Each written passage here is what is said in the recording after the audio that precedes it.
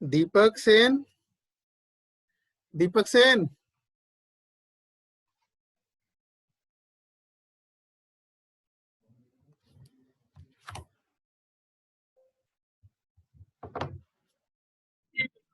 Yes sir. हाँ बेटा, तेरे को समझ में आया कुछ कि नहीं आया? अभी बता रहा था जो मैं। जी सर, मैं लेट ज्वाइन हुआ सर। अभी समझ में आया कि नहीं आया? अभी ज्वाइन हुए क्या? जी सर। अभी ज्वाइन हुए हो क्या? ज्वाइन अभी जी सर, किए? अभी ज्वाइन। जी सर, ज्वाइन अभी हुआ मैं। फिर अभी क्यों लेट से क्यों ज्वाइन होते हो आप? सर मैं हॉस्पिटल में हूँ सर। हॉस्पिटल में क्यों पहुंच गए? कोरोना लेके आओगे क्या कॉलेज में? मैं सर दीदी सर बीमार हो रहे तो यहीं पे हूँ मैं। तो ठीक है। यस वर्धन, आधे तो डर के भाग जाते हैं इसमें।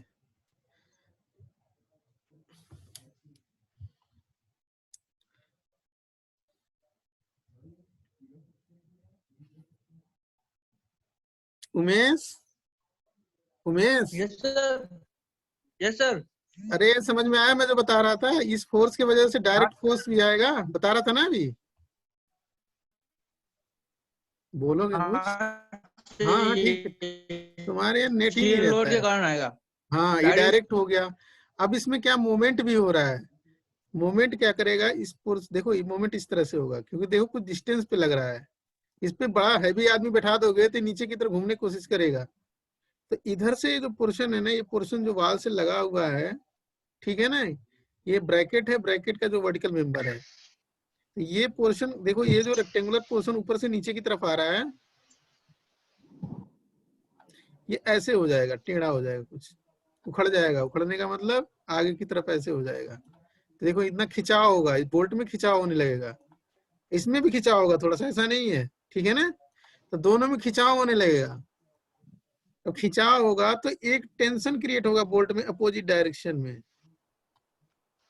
इस तरह से होगा कि नहीं होगा उमेश? हाँ मंगल, सर। हाँ यस दोनों सर। दोनों।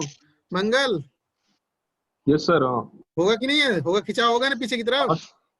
अब मैंने यस क्या सर। किया है, क्वेश्चन में मैंने उसकी डायरेक्शन यही ले ली, इसी डायरेक्शन में लेगी, कोई दिक्कत नहीं, डायरेक्शन से कोई फर्क नहीं पड़ता है, केवल साइन का फर्क पड़ता है, ठीक है ना। तो मैंने ये डायरेक्शन ले ली, बट होगा अपोजिट, टेंसाइल होगा तो अपोजिट होगा, यस खिंचाव सर। होगा इसमें। और खिंचाव, जब इस खिंचाव किसके वजह से आ रहा है? मोमेंट की वजह से खिंचाव आ रहा है इसमें, मोमेंट की वजह यस से सर। इतने वोल्ट में खिंचाव आ रहा है। तो ये सी के अबाउट क्या करेंगे, रोटेट होने की कोशिश करेंगे। तो जो मोमेंट आएगा, देखो जो खिंचाव होगा उस फोर्स को हम लेते हैं 2 पे है तो P2 डबल डैश ले लिया, ऊपर वाले को P1 डबल डैश ले लिया, P1 डबल डैश। अब डायग्राम में दूसरा शो कर देता हूं आपके लिए, देखो यहाँ पे, ये देखो, ये मैंने लिख रखा है ना, P1 double dash P2 double dash, direction मैंने चेंज कर दी है। ये खिंचाव डेवलप हो जाएगा बोल्ट में मोमेंट की वजह से। अब ये जो खिंचाव डेवलप हो रहा है बोल्ट में, ये टेंसाइल हो रहा है, और ये वाला शियर हो रहा है, ऊपर वाला P1 डैश। तो P1 डैश तो डायरेक्ट यस आ सर। जाता है, P1 डैश डायरेक्ट कैसे आ जाता है? तो P divided upon number of bolt से आ जाता है, नंबर ऑफ बोल्ट कर देते हैं, P divided upon number of bolt. तो दोनों फोर्सेस आपको निकालने की जरूरत है। अब देखो मोमेंट क्या है, P मल्टीप्लाई E, ये मोमेंट हो गया, ये हो गया मोमेंट। अब ये सेकेंडरी फोर्स जो दिया हुआ है tensile force P1 dash multiply L1, ये मोमेंट हो गया, plus P2 double dash multiply L2, ये मोमेंट हो गया। इसके दो दो बोल्ट है, देखो ये 2 बोल्ट है तो 2 टाइम्स ले लिया यहाँ पे 2 के लिए, पहले में 2 बोल्ट है तो 2 टाइम्स ले। ये मोमेंट का इक्विवेलेंट इक्वेशन हो गया। आपको ऑलरेडी मैंने बताया है कि जो सेकेंडरी शियर फोर्सेस या सेकेंडरी टेंसाइल फोर्सेस जो दिया हुआ है P1 डबल डैश, ये डिस्टेंस जो है हमारा बेस सी से उसके प्रोपोर्शनल है। तो ये प्रोपोर्शनल है, P1 डबल डैश L1 के प्रोपोर्शनल है। तो प्रोपोर्शनलिटी कांस्टेंट हटाना है तो सी ऐड कर देते हैं, तो ये हो गया P2 डबल डैश Cl2 हो गया। डायरेक्ट आप याद भी कर सकते, कोई दिक्कत नहीं। इन दोनों वैल्यूज को हमने क्या किया, इसको इसमें पुट कर दिया, इसमें इसको पुट कर दिया। तो C की वैल्यू निकालनी, क्योंकि C ऐसा कांस्टेंट है जो आपने अपने तरफ से ऐड किया है, तो इसकी वैल्यू आपको निकालनी पड़ेगी। नोन टर्म्स के नोम वैल्यूज के टर्म्स में आपको C की वैल्यू निकालनी पड़ती है। C की वैल्यू आ गई आपको, P पता Yes, है, sir. E पता है, L1 पता है, L2। अब ये C डायरेक्ट आते ही आपको देखो प्राइमरी फोर्सेस निकालने में कोई दिक्कत नहीं। प्राइमरी जो P1 डैश है, P2 डैश है, जो CR है, इसमें CR है क्योंकि प्लेन के पैरेलल लग रहा है, तो ये तो already P divided upon N कर देंगे तो आ जाता है, इसमें कोई दिक्कत ही नहीं है हमें। बट ये सेकेंडरी वाले की दिक्कत है, सेकेंडरी टेंसाइल है या CR कुछ भी हो सकता है, तो ये C की वैल्यू डायरेक्ट इसमें पुट कर देंगे तो आपको क्या होगा कि P1 double dash P2 double dash आ जाएगा। न्यूमेरिकल यही सॉल्व हो जाता है। उसके बाद बोलेगा कि मैक्सिमम टेंसाइल स्ट्रेस थ्योरी लगाना है कि मैक्सिमम प्रिंसिपल स्ट्रेस थ्योरी लगाना है। अब देखो यहाँ पे क्या है, कौन सा लगाएंगे। अब यहाँ पर क्या है, इस भी लोड P1 डैश और P2 डैश की वजह से फेल होने के चांसेस बहुत कम है। ये बेंडिंग की वजह से ज्यादा चांसेस हैं। ग्रीन वाले जो दे रखे हैं, तो ग्रीन वाले क्या टेंसाइल हैं, तो टेंसाइल में मैक्सिमम प्रिंसिपल स्ट्रेस थ्योरी लगा देंगे। ठीक है ना। तो जो हमारे पास फार्मूला प्रिंसिपल स्ट्रेसेस का आता है, तो उसी तरह के लोड के टर्म में लिख देते हैं। आगे दिया हुआ है, दिखाता हूं मैं कैसे निकालना है। ये दिखा हुआ है, देखो यहाँ पे maximum principal stress develop in bolt. अच्छा, सी से जो जितनी ज्यादा डिस्टेंस पे होता है उसी में सबसे ज्यादा स्ट्रेस क्रिएट होता है, तो सी से सबसे ज्यादा डिस्टेंस पे पहला वाला बोल्ट है, तो पहले वाले में लोड सबसे ज्यादा क्रिएट होगा, स्ट्रेस ज्यादा क्रिएट होगा, लोड सहने की क्षमता भी ज्यादा होगी, तो फेल होने की चांसेस भी ज्यादा है। अब देखो इसमें क्या था, देखो वही क्वेश्चन, सेम क्वेश्चन मैंने बना रखा है, पहले बताया भी था मैंने। अब देखो ये फार्मूला लगा दिया, देखो ये प्राइमरी फोर्सेस आ गए इसके, P डिवाइडेड अपॉन N, ये रेड वाले हैं, P1 P2 dash P3 dash P4 dash, ये हैं 1 1 वाले 2 हैं और 2 2 वाले 2 हैं, तो ये डायरेक्ट आ गया। अब देखो P1 डैश में सबसे ज्यादा होता है, तो P1 dash is equal to PE divided upon, ये देखो ये वैल्यू जो मैं घेर रहा हूँ रेड कलर से, ये C है, तो P1 डबल डैश CL1 होता है। तो L1 क्या है, डिस्टेंस दिया हुआ है न्यूमेरिकल में, पुट कर दिया, ये सारी वैल्यू सब पता रहेंगी, तो P1 डैश आ गया, P1 डबल डैश आ गया। तो देखो ये जो लग रहा था पहले, जो प्राइमरी लग रहा था P डिवाइडेड अपॉन N, ए वाला फोर्स जो रेड वाला है उसको मैंने WS लिख दिया, क्योंकि शियर लोड लिख दिया, क्योंकि प्लेन के बोल्ट के पैरेलल लग रहा है, ये बोल्ट के टेंसाइल में है तो WT लिख दिया मैंने। तो यहाँ पे लिखा हुआ इक्विवेलेंट टेंसाइल लोड निकाला हुआ है, ठीक है ना, मैक्सिमम प्रिंसिपल स्ट्रेस थ्योरी के अकॉर्डिंग। तो इक्विवेलेंट निकालना है, तो इसी फार्मूला हो गया आपका, ये फार्मूला याद कर लेना है आपको, ये ऑलरेडी पढ़े हो आप मोर सर्कल में। तो वैल्यू आ गई कि जो लोड क्रिएट हो रहा है पहले वाले बोल्ट में इतना आ गया। अब आपको पता है इस बोल्ट में जो स्ट्रेस क्रिएट हो रहा है, ठीक है ना, stress is equal to P divided upon area, ठीक है, या stress multiply area is equal to force, multiply कर देंगे स्ट्रेस का एरिया में, तो इस देखो P is equal to stress multiply area. तो आपको P पता चल गया, यहाँ से P पुट कर दोगे यहाँ पे। वर्किंग देखो दिया होगा, वर्किंग दिया होगा, tensile load bolt 84 mega pascal, यहाँ पे 84 हो जाएगा सिग्मा। एरिया क्या हो जाएगा बोल्ट का, कोड है DC है, तो पाई अपॉन 4 DC स्क्वायर, तो DC ऑलरेडी Yes, sir.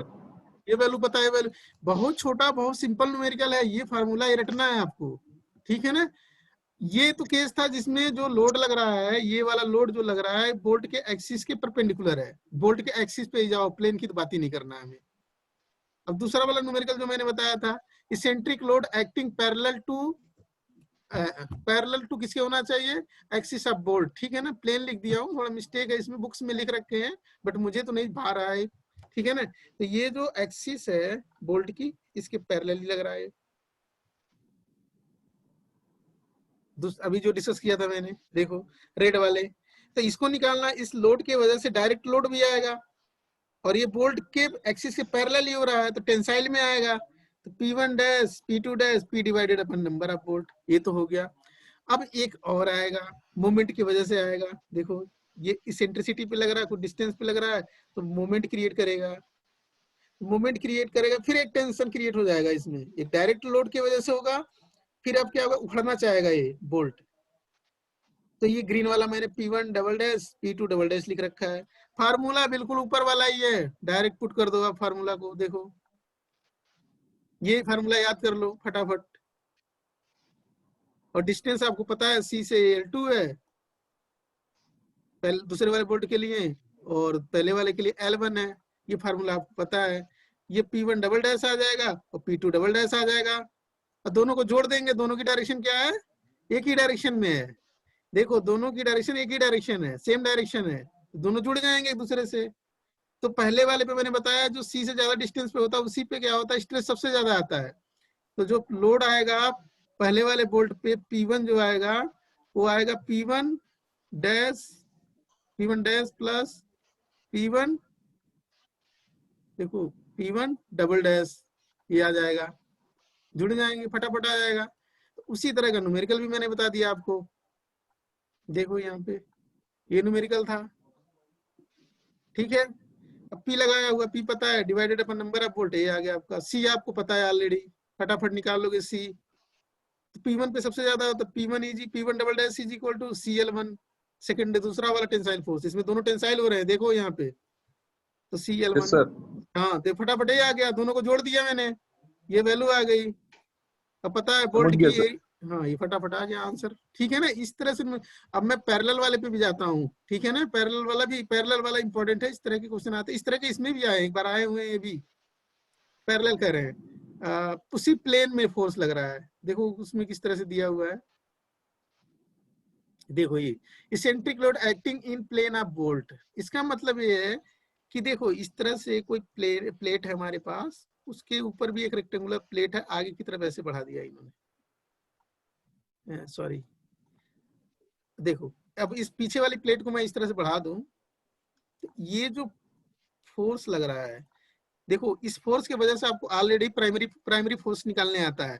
तो प्राइमरी में P1 dash is equal to P2 dash P3 dash P4 dash, ये मान लो बोल्ट है सारे, 1 2 3 4,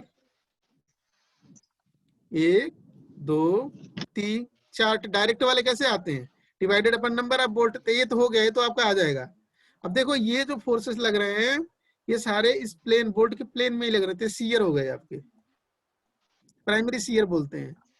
अब दूसरा देखो आप, अब मोमेंट की वजह से होगा, क्योंकि अब इनको के बोल्ट जो लगे हुए हैं इनकी सीजी निकालेंगे, इस प्लेट की सीजी निकालेंगे। जो प्लेट है रेक्टेंगुलर प्लेट जो पीछे वाली प्लेट के साथ एडेड है, तो बीच में ही आएगा, बिल्कुल ज्यादा दिमाग लगाने की जी जरूरत हाँ नहीं। सर। हाँ बिल्कुल बीच में ही आएगा सीजी। तो इससे डिस्टेंस ले लेंगे, पहले वाले बोल्ट के एक्सिस की डिस्टेंस R1 है, दूसरे की R2 है, तीसरे की R3 है, चौथे की R4 है, ले लेंगे, कोई दिक्कत नहीं है। अब देखो क्या होता है, जब ये फोर्स लगाते हैं तो इस सीजी के अबाउट क्या होता है, मोमेंट क्रिएट हो जाता है इस तरह से, मोमेंट, सर ठीक है। अब देखो यही पे दिक्कत आएगी आपको, मोमेंट क्रिएट हो रहा है। अब मोमेंट क्रिएट होगा तो देखो ये जो हमारा बोल्ट है ऐंठन होगा, ट्विस्टिंग होगी, तो ट्विस्टिंग होगी तब भी टूटेगा, तो यही प्लेन मिलेगा आपको। मिलेगा कि नहीं मिलेगा मंगल? हेलो